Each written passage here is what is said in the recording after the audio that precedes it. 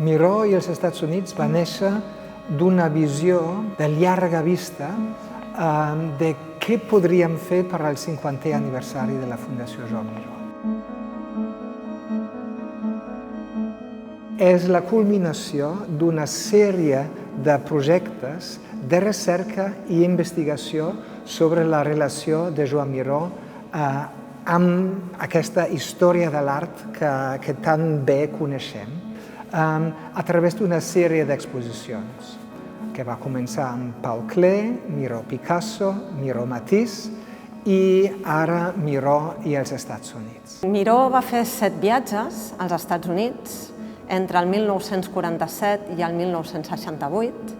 Hem de tenir en compte que als anys 20-30 Miró tenia un galerista a París, que era Pierre Loeb, que tenia molta visió, li va regalar la primera obra de Miró a Pierre Matisse.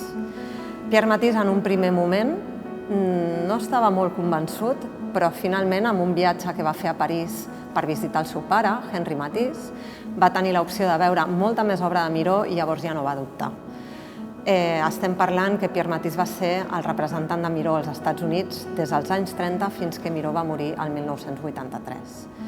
There are almost 2 parts to the exhibition. There's the period after he first goes, and he then visits another 6 times. But there's also 20 years before that, when his reputation was really being established.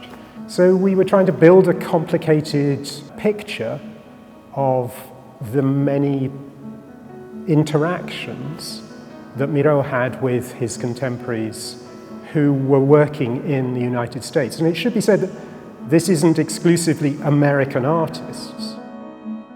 Estats Units, després de la Segona Guerra Mundial, va ser, amb diferència, el país més ric del món, de possibilitats infinites. But it was a place of freedom, inventiveness, of exploration, I think, for Miró, and a place of opportunity, especially in the 1960s when he went more frequently.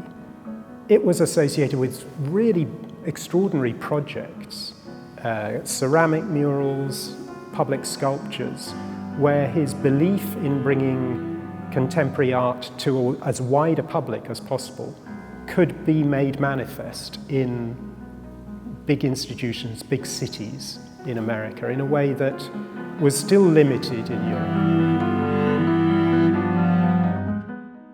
Tot aquest context era el que buscaven els altres artistes i que van crear aquesta sopa tan rica d'artistes, poetes, músics, pensadors, filòsofs, col·leccionistes, museus que volien comprar art nou.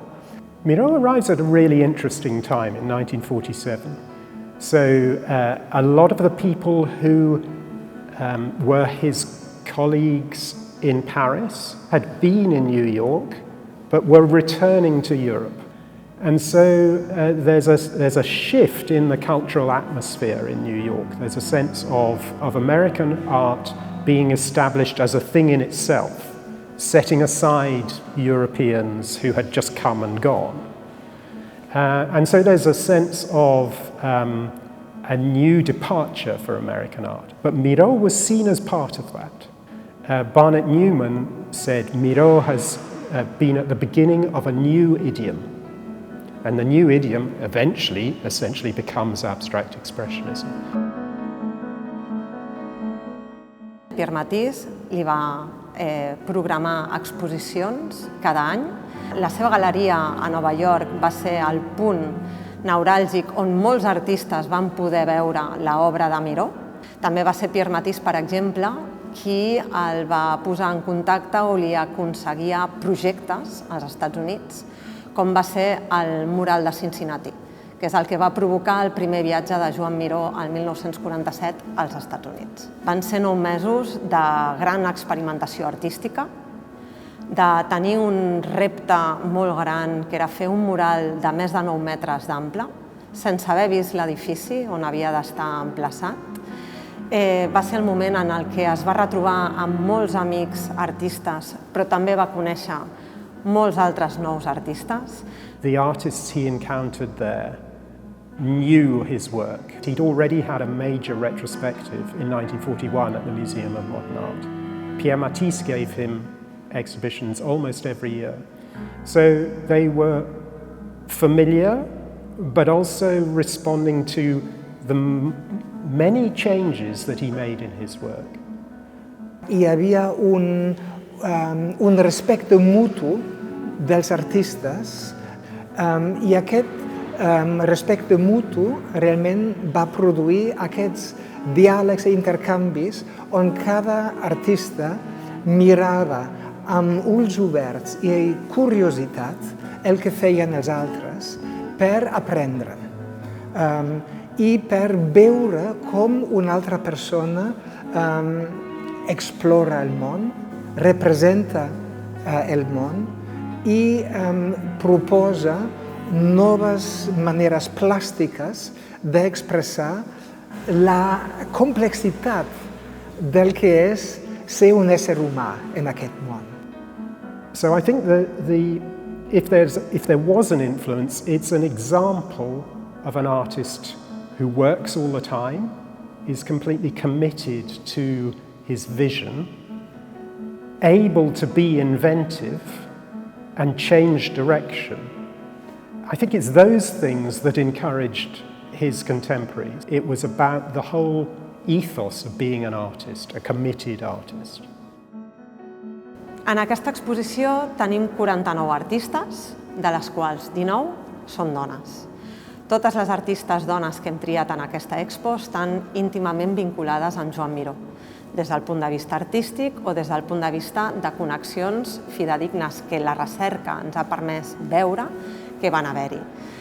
Louise Bourgeois i Joan Miró es van conèixer el 1937 a París, a la Grande Chaumière, però es van retrobar a Nova York el 1947.